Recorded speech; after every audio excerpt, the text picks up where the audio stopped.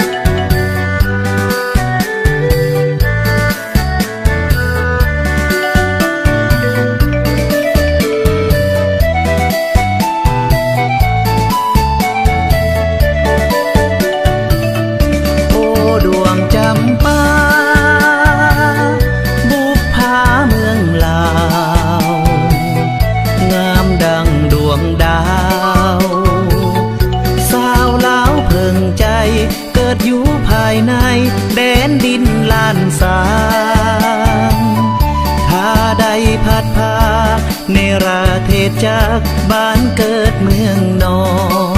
นเหียมจะเอาเจ้าเป็นเพื่อนห่วงเงาเท่าสิ้นสีวา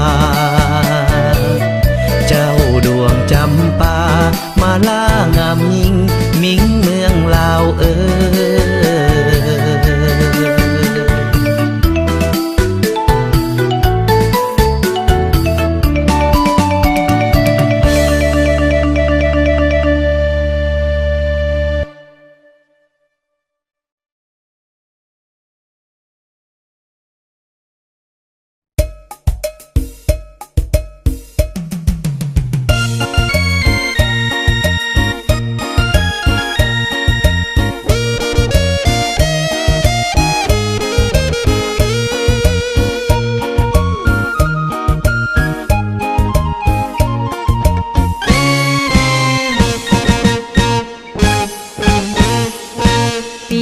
สองหน่วยตาสองแขนขาคนผู้เดียว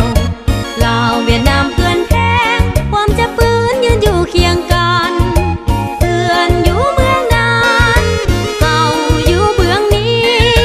สองเปิ้นผู้ลวงปอมที่มันแนวอันเดียวกัน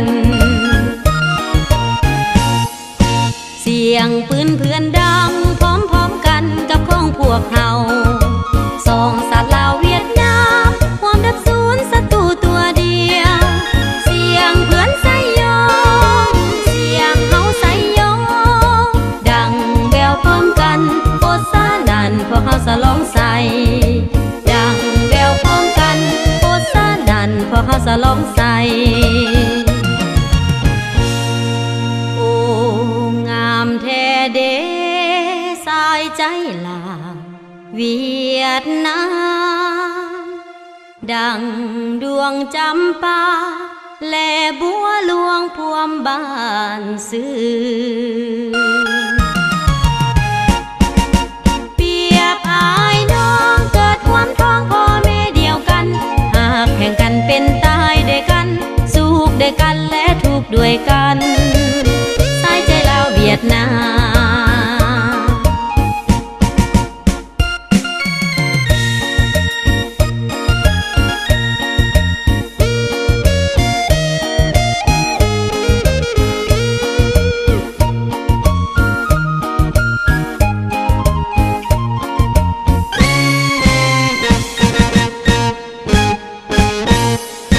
เปรียบสองหน่วยตาสองแขนขาคนผู้เดียว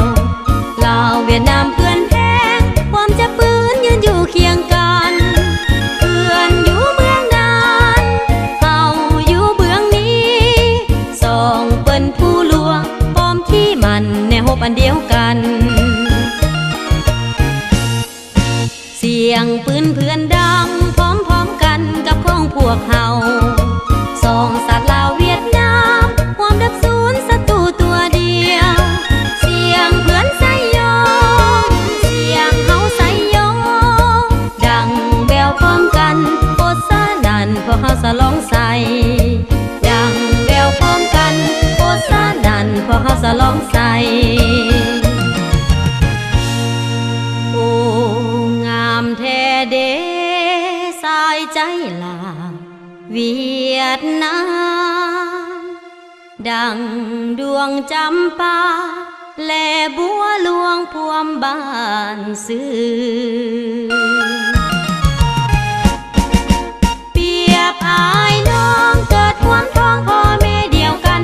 หากแข่งกันเป็นตายด้วยกันสุขด้วยกันและทุกข์ด้วยกัน